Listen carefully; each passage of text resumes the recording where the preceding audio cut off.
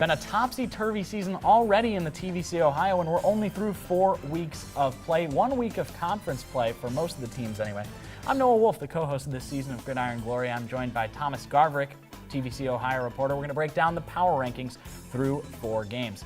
Thomas, we'll start at the bottom, teams 5 through 7. It's kind of shaky down there. Who you got? Yeah, right at the bottom, it's the River Valley Raiders. Obviously, this is a team that has really struggled in this conference the past couple of years. Through 4 games, they've given up over 200 points. That is insane, Noah. That's 50 points a game. That's just not going to win ball games. Not at all. And then quickly moving to 6, it's the Wilson Golden Rockets. This is a team that they're still trying to figure out their identity post the Travis J. John era, I like to say. They're 1-3. They are playing Alexander this weekend, and I will be there on Friday for Gridiron Glory, so I'm very excited for that. That'll be an interesting matchup for sure. Oh, yeah. And then this is where kind of the conference 3 through 5 is where that's the biggest kind of shakeup. Starting at 5, I have the Vinton County Vikings. Lost the heartbreaker to Meigs, 27-21 overtime last week. And really the big issue with the Vikings is the fact that their offense just hasn't been able to get it going. 12 points a game, which is kind of surprising. I know that, granted, they lose Nayland Yates. Lincoln Hayes takes over. They were very confident with Lincoln, and I think they need to get Elijah Williams going to really kind of catapult and upstart this offense. Yeah, they looked really competitive against Meigs, so I assume the Marauders are right around here?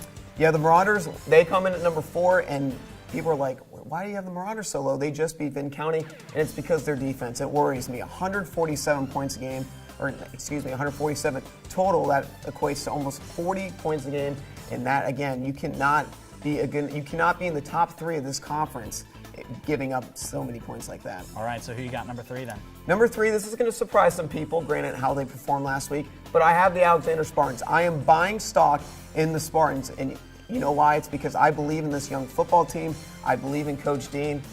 Caleb Easley, you know, they talked about him in the offseason, the fact that he kind of slimmed down. He was coming off a knee injury. I really like the Spartan team. Yes, I know that they did lose 50-0 to the Bulldogs, but I am buying stock into the Spartans, and here's why.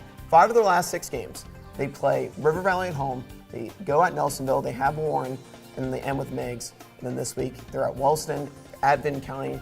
I think they can win 5 of those 6 games.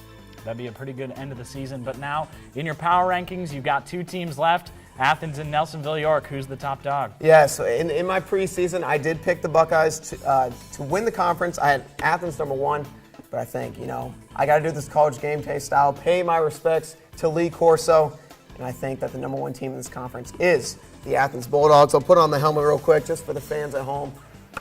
Bulldogs are probably going to love this when they see it, but the reality is people are probably saying, Thomas, like, how can you rate this Nelsonville team who's 1-3? And I go, well, hold on. Their first 3 games, their opponents' combined record, 11-1 through 4 weeks. They've played a very, very tough non-conference schedule, and I still think at the end of the day, the Buckeyes are the second best team in this conference because they have Keegan Wilburn, and that's what it comes down to. They have Rusty Richards at the head coach position. I think the more games that Mikey Steele plays, the more comfortable he will come in. So I think come week 10, I think these 2 teams are going to square it off at Boston Field.